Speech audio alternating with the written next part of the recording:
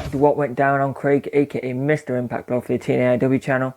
And I'm normally joined by Jeff, but this week Jeff's taking a little bit of time off. So we hope to see him back soon and hope all's well. So without any further ado, let's get into it. We started off with knockouts action. Deonna Purrazzo and Kimber Lee taking on the team of Kylie Rae and Susie. In this match we saw some great action.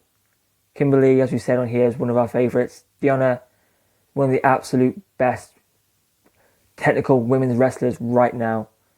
And as for Kylie and Susie, what can we say that already hasn't been said? Kylie, when she joined the Knockouts, was arguably one of the best signings to happen for Impact for a very, very long time.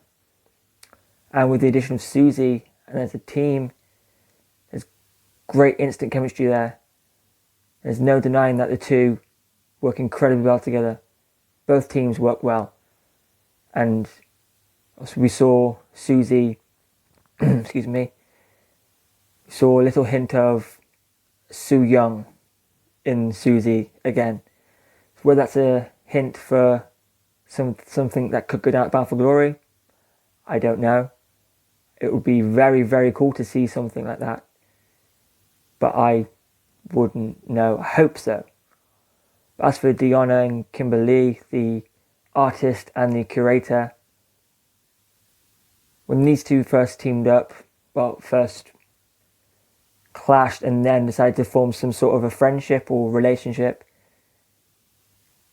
I was slightly wary because I did want to see Kimber Lee be pushed and have some decent opportunities. But looking at this now, that is certainly what it's going to turn into. It would be great to see Kimber Lee as Knockouts champion one day, but I'm hoping Bound for Glory it will be Kylie Rae versus Deonna Purrazzo for the Knockouts championship. I think that would be a great fit on the Bound for Glory card. The main event for Bound for Glory was announced earlier on Impact this week, but we'll get into that later on. I enjoyed the match. Always love it when the Knockouts get to show what they can do, and this week was no exception. So then we move backstage for just a very quick segment between Rohit Raju and Trey Miguel. Trey saying that he wants a shot at the X-Division Championship, but Rohit saying Chris Bay wants a shot. TJP beat him last week. And then Trey said, I'll go out and beat Rohit. I'll go out and beat TJP. And then I'm next in line. Great segment. Did what it needed to do. So, moving on to another backstage segment. This time between Johnny Bravo, Kiera Hogan, Tasha Steelz, asking Bravo to be their best man at his wedding. Bravo says no. They assume Taya said so. Maybe she did, maybe she didn't. We didn't see anything, so who knows. But the best man for the wedding is Fallah Bahh. Now, thankfully, Fallah has more TV time now. He deserves it. Obviously, with TJP moving to the X-Division title picture, we weren't sure whether Fallah would get much more TV time. Is it in the role that everyone would expect? Probably not. But I still think it was a great little segment, and I can't wait to see what happens at the wedding. Then the second match of the night, another tag team match. This time, the truce is over as Triple XL defeat the Dinas. One of my favourite matches of the night. Maybe I said it on here, or maybe I said it on Twitter, but Triple XL are one of my favourite tag teams right now on Impact. And obviously coming out of Wrestle House, we've got a lot more. They're back to their serious, dominant run, which I was really starting to enjoy. They're a great tag team, great chemistry. The Dinas are fine as well. I wouldn't say they're good. Fine is a little bit of an understatement. They're great. There have been sort of enhancement talent in the tag team division. Same we said for Triple XL. But I hope we get to see Triple XL do more now they're back on a winning run. And same goes for the Dinas. I'd like to see more from these tag teams. And there's no shortage in the tag team division of quality teams who could challenge for the titles. And I would like to see Triple XL. I love the entrance of the Triple XL where the camera shakes. I think it's a really good ingenious, not ingenious, but it's a really good idea, and it gives that entrance a little something more, which I love. Plus, great choice of name by D'Lo Brown there. Then, next matchup. Now, I don't know whether he's Trey Miguel or Trey from the Rascals. We need to decide what he's being called first. But Trey defeated TJP in what was arguably match of the night. I mean, you can't get better than X-Division style, pure X-Division style from TJP, who's the cruiser great, and Trey, who's he's without doubt a future X-Division champion. And I know I've said on here before that I don't see him as a world champion, but there's little things now that's changing my mind about him. I still don't see him as a future world champion, but he had a great showing against TJP and came out with a win. As we said last week, TJP is one of the best right now, and he knows it, but in a very, very good way. I liked what we saw from both of them. I can't wait to see what happens at Bound for Glory. Maybe they've given it away next week, but I still feel like we'll be we're hoping for an Ultimate X match between the four. Between the four. Brain freeze for a second there. Yeah, I love the match. You knew as soon as this was announced that these two were going to kill it. There's no debate. TJP and Trey they have similar styles, I noticed. I feel like Trey could be one of the best right now in the X Division. TJP is one of the best technical wrestlers and just of that style, possibly in the world today. I know many of you may not agree with that, but he is without doubt incredible. So whatever happens next, I can't wait to see it. It's going to happen at Bound for Glory, and I'm very much looking forward to it. So straight after that match, just very quickly, we jumped backstage. We're told something's happening backstage, and they're all right. The Rascals are getting beaten down by the North and Ace and Madman Fulton. Very quick segment. Is Machine Guns came in, called for the doctor, went to break. They come back from break. Mercy Machine Guns are talking to Dr. Ross about their match and saying that they've had their backs against the wall before, and they've been in situations like this before, so it's nothing new to them. They can still win the match. But then in come the Good Brothers, who flawless again. You can't beat seeing the Good Brothers on TV. Unless they step up, and so this match is still the main event is still going to be an 8-man tag team match. This time with the Good Brothers teaming with Motor City Machine Guns against the North and Ace and Madman Fulton. So we get into that. Then another great segment which you really believed. Rich Swann came to the ring and asked Scott D'Amore to join him. I'm slightly disappointed that Scott D'Amore didn't come up to the Team Canada theme. I thought that would have been a nice little touch, but maybe at some point in the future we'll see it again. Yeah, Rich saying that he knows he's not cleared, but he wants Scott to give him an opportunity against EY for the world title at Bound for Glory. Because if he takes this away, wrestling, then he has nothing.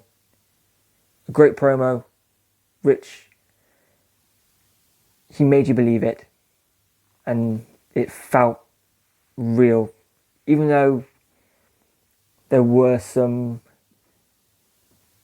On the Ethan Page vlog, we did see him backstage at the tapings, this set of tapings, so I kind of knew he was there.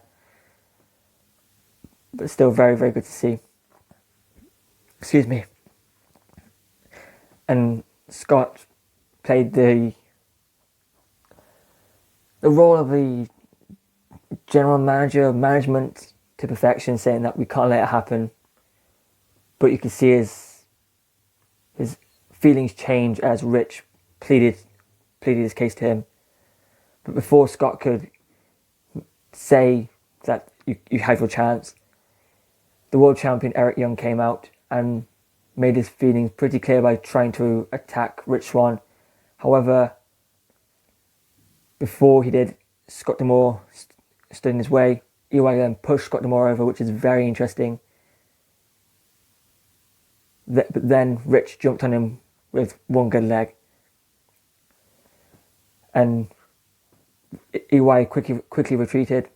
Scott D'Amore grabbed the microphone and said, before I was interrupted, I was going to say that you have your opportunity. And he wants Rich Swann to, I believe he said, kick the shit out of EY or beat that piece of shit. One or the other. But either way, great stuff. And you just know that match Bound for Glory is going to blow the roof off the place if there are people in attendance. Then, in very, very short, Taya and Rosemary. Taya asking Rosemary for help during her match coming up. Rosemary said, no, you help me first, resurrecting the Minister. Didn't happen. Moving on. Then, I'm not going to talk too much about this match because we've seen it a lot. The only thing that's changed was Willie Mack finally defeated Brian Myers. Now, I'm hoping this doesn't go to Bound for Glory. It's a great wrestlers. Brian Myers, we made our feelings clear about him. But I have to say that he has proven himself that he's a good wrestler. And maybe wasn't allowed to show that during his time in WWE. But he can wrestle. There's no denying that. I just don't know whether... if this feud's over, what's next for Willie? What's next for Brian? This feud has given them both TV time. Without it, I'm not sure where this goes. I've said it before, I don't want to see this feud go all the way to Bound for Glory. Because it'd be a very, very long, drawn-out feud. Especially as we've had 3 or 4 matches already. Time to put the storyline to bed. But what's next for both of them? I guess only time will tell. So then again, just very, very small segment. Rosemary, again backstage, asks Havoc to help her resurrect the Minister, which I'm fairly certain is going to be James Mitchell. It would make a lot of sense, especially as Rosemary went to Havoc and said, we either need the blood of a virgin or the consent of the murderer. So, but Havoc obviously said no. Just over and over again, she made it very clear, no. I think we will see James Mitchell at the wedding. I hope we do. It's always good seeing him back. And plus, you had to write him out for obvious reasons. You've probably seen on Twitter. I don't want to get into it, but if you know, you know. And it would be very cool to see him back. The way they wrote him out was great. And thank heavens for this Undead Realm whole story, because now they can do resurrections. Who'd have thought it? Maybe one day we'll see the bunny back.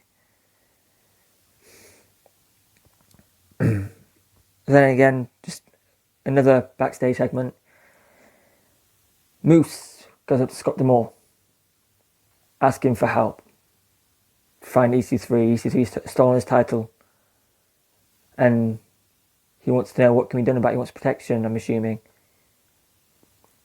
Scott D'Amore assumes that this is all in Moose's head, and that Scott has bigger things to focus on than Moose's prop. Which is true, fair enough. EC3 then appeared on the wall, and said, "Time's running out. You have been warned."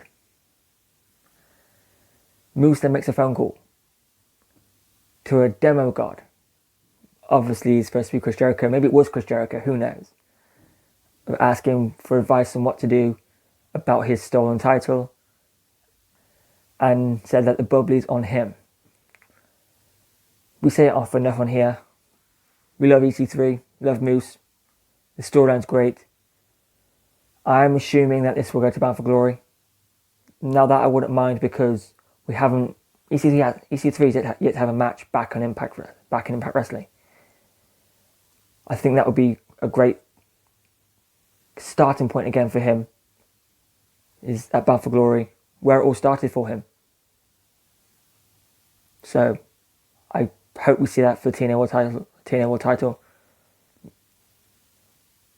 But like we said, EC3 is great, but if this is going to where we think it's going,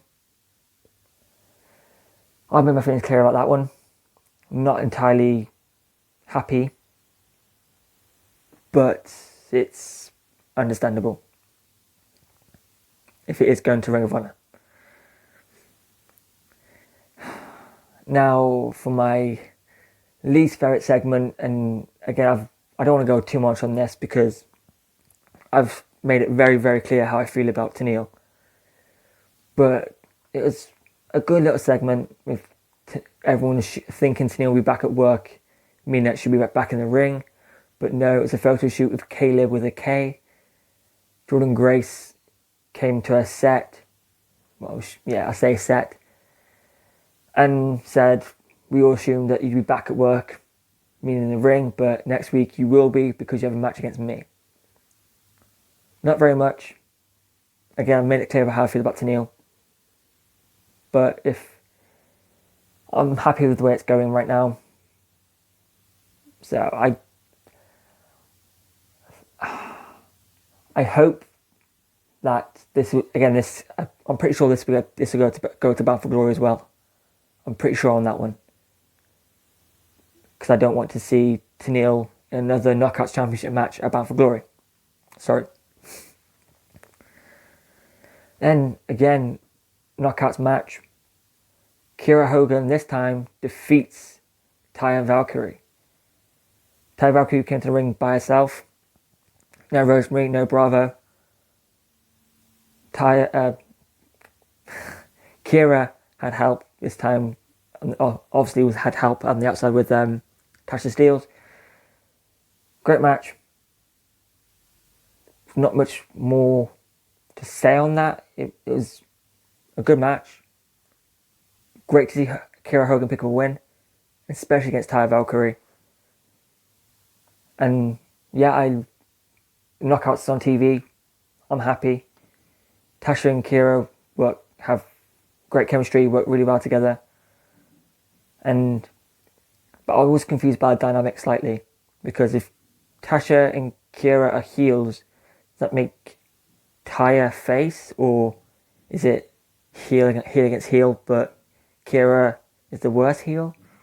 It's an interesting dynamic. I like the match. That's what I was focused on, was the match. The storyline is fun. I can see this leading to a 2-on-1 match at Bound for Glory. I'm fine with that. But I think maybe I should wait till the wedding at least to see what actually takes place. Then, again, short but great segment. Rhino sneaks Heath into the building to get the money. We were alright, it was from Hernandez, but not the way we were thinking. Rhino distracts Hernandez, wanting to arm wrestle, whilst Heath steals the money. Funny little segment. Heath is really, really good. Being honest, Heath is good. It's great. So I like the way it's going. And especially if it leads to a Heath and Rhino versus OG LAX match. What's to complain about? Then another quick segment backstage. This time with Rohit Raju and all three challengers, TJP, Chris Bay and Trey. Next week we get a triple threat. Winner becomes number one contender to the X Division Championship. Although I did like that Rohit said that the winner gets a shot at the champ. Not at the title, at the champ. So I like it, especially if it's going the way I want it to go. I think it's great for all of them. And yeah, I really, really, really hope this leads to an Ultimate X match. But as I say, only time will tell. Main event time. 8-man tag team match between the teams of the North, Ace and Fulton versus Motor City Machine Guns and the Good Brothers. Wow, is all I can say about this. Wow. 4 of the best tag teams going right now. Ace and Fulton, they're really, really good. I know Ace is obviously great, Fulton's great, but as a team, there's so much potential there because, yeah, it's slightly mismatched.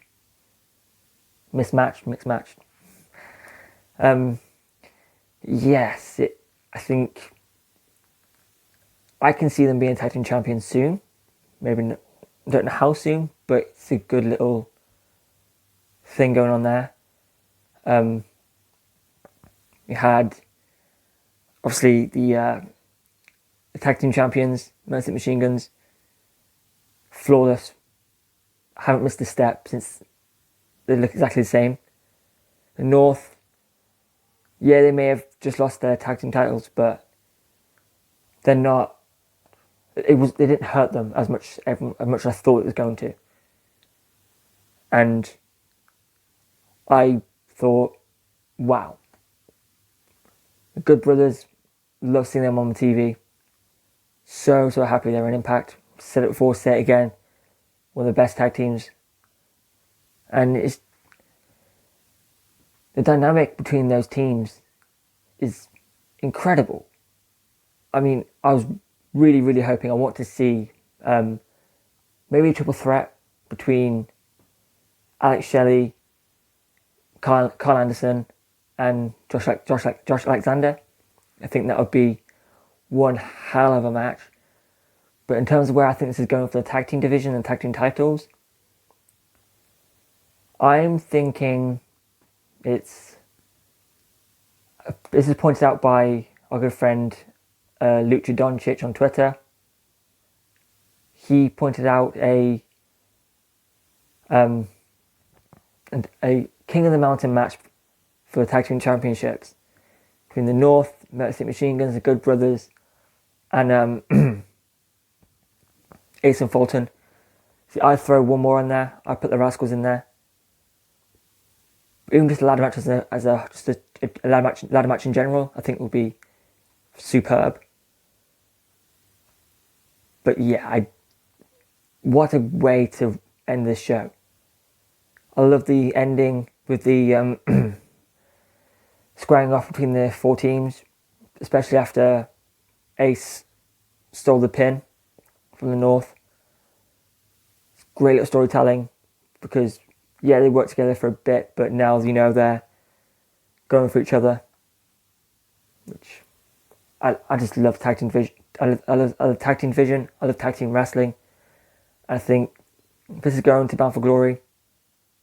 I can't wait to see what happens if there's a match between all these tag teams in Impact for the tag team titles in a ladder match or a King of the Mountain. I don't particularly want to see it as a elimination or just a normal tag team match where they're tagging in and out. I don't think that will work. It's slightly over egg the pudding, but I'm really looking forward to what goes down. So that was what went down. Another episode of Impact in the books, and we're certainly on the road to Bound for Glory now. The main event for Bound for Glory has been announced, and they're setting up a lot of storylines to take place potentially at Bound for Glory. Stay tuned on our Twitter to find out all the information about things we have coming up.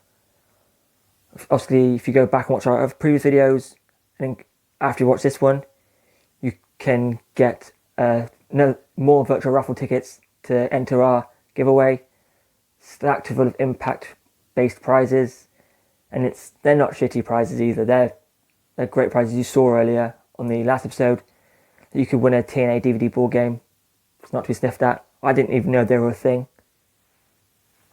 So it's a win-win there, and loads of other things like t-shirts and a few interesting prizes, but still fun nonetheless.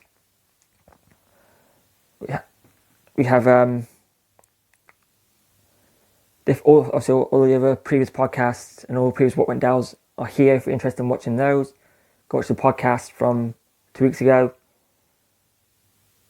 Stay tuned for the power rankings at the end. Thank you to our power rankings committee. Thank you for watching. Thank you for interacting with us. Thank you for making This Old Wrestling Shit our most viewed YouTube video ever. We really, really appreciate that. Like I said last week, if we didn't have you to watch the content, we'd have nothing to make content for, or no one to make content for. So thank you for that.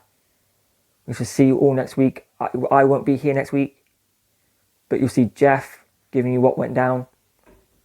We'll see you all. Oh, I won't see you, but we will see you next week.